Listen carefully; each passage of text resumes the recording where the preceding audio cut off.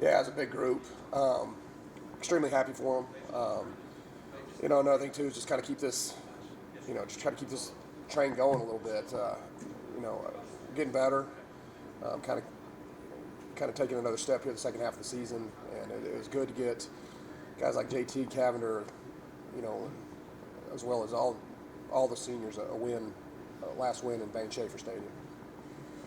Yeah, getting that win at home, how special is that in front of your home crowd as you go on to take on Angelo? Right. It's good. I mean, it continues momentum, right? I mean, we've the second half of the season, we've I think we've played better ball.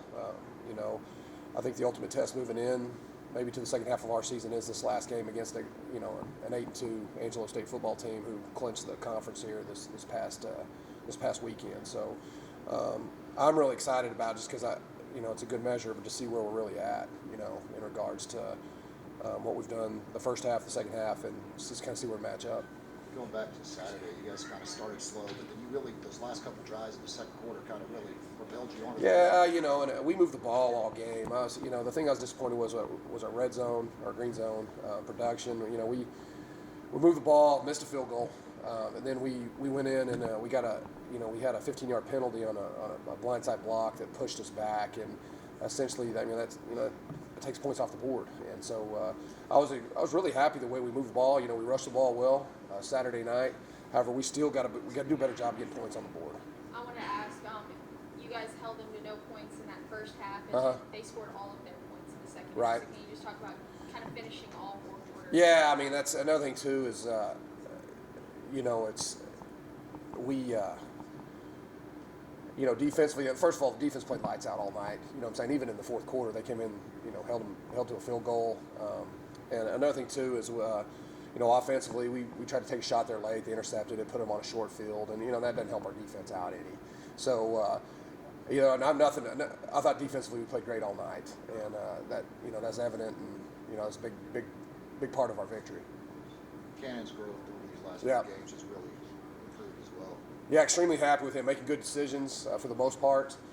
There's still some growth there that we need out of him. I thought we missed some easy throws. We had some drops too by some receivers.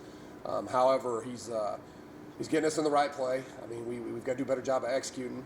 But he's every time he goes out there, you can kind of just feel the confidence grow with him. So that's very encouraging. If you look at how the season started, obviously a really tough schedule.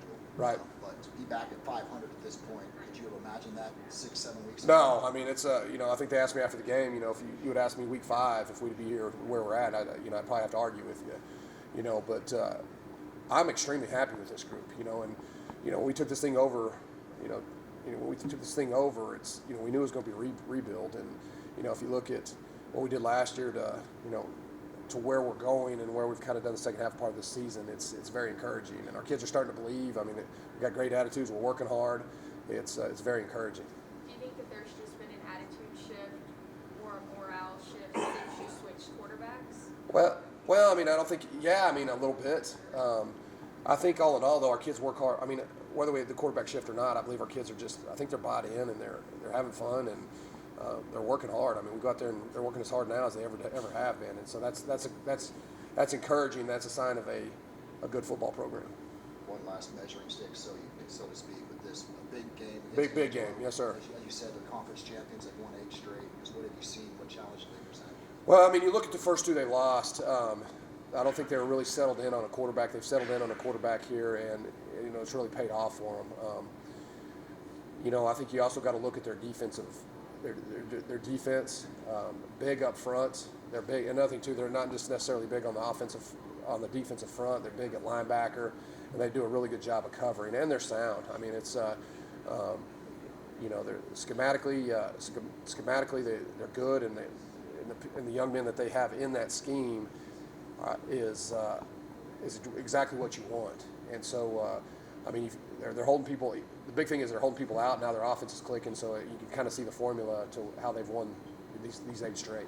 What is really that big key to the game for you guys to get that win? I think we got to go out there and just play football. I firmly believe. I mean, obviously you got to control the line of scrimmage, and that's going to be a tall task. On Saturday night, Coach Gersh is an unbelievable coach, but I think you control the line of scrimmage, and our offense and defensive line have to match up with their offense and defensive line. Being a rivalry game, does this game mean a little bit more to some of these guys, especially these seniors that have played in this game Oh, before? absolutely. And Angelo and West Texas has always had great games, and it's both Texas schools, and recruiting we recruit a lot of the same kids, and it's always a good football game.